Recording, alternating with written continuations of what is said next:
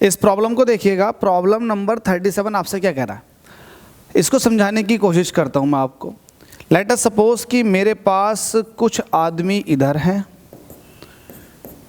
देखो, और कुछ आदमी ये रस्सी पकड़ के खींच रहे हैं और कुछ आदमी इधर हैं, ऐसे,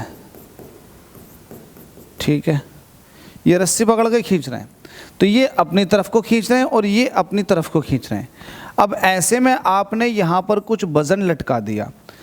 जब आप यहाँ कुछ वज़न लटका देते हैं तो रस्सी जो है वो सीधे ना हो करके थोड़ी सी बैंड हो जाती है, कुछ इस तरह से। ये रस्सी की नई पोजीशन है, और थोड़ा अच्छे से बना लेंगे तो ज़्यादा बेहतर रहेगा। थोड़ा सा और मैं थोड़ा सा फील कराऊँ, फील, ओ वाह, इस तरह से।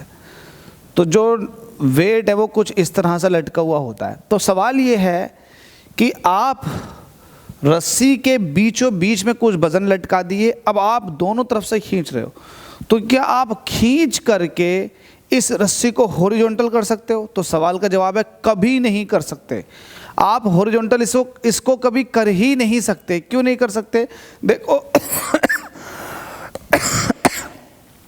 क्योंकि हम हॉरिजॉन्टली फोर्स लगा रहे हैं इधर से भी और इधर से भी। तो हॉरिजॉन्टल फोर्स को बैलेंस कर सकता है, लेकिन भाई वर्टिकल फोर्स जो है बैलेंस करने के लिए वर्टिकल फोर्स ही चाहिए ना। अब वर्टिकल में तो कोई फोर्स लग नहीं रही है, आप हॉरिजॉन्टल में चाहे कितना भी फोर्स लगा दें, वर्टिकल में फोर्स अगर ना लग रही ना तो आप इसको बैलेंस नहीं कर सकते, इसको स्ट्रेट नहीं कर सकते।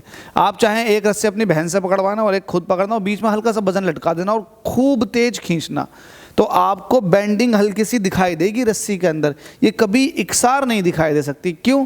क्योंकि जो वर्टिकल वेट है ना वो वर्टिकल ही सपोर्ट हो सकता है, उसको बैलेंस करने के लिए आप वर्टिकल में ही फोर्स लगाओगे। आप हॉरिजॉन्टल में चाहे कितना भी फोर्स लगा दो ये स्ट्रेट नहीं हो सकती।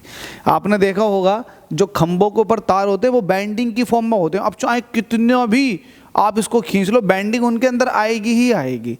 वो यही है ना, उनका अपना एक वेट है जो कि नीचे को एक्ट कर रहा। तो वर्टिकल फोर्स को आप वर्टिकल ही बैलेंस कर सकते हैं। Thank you so much.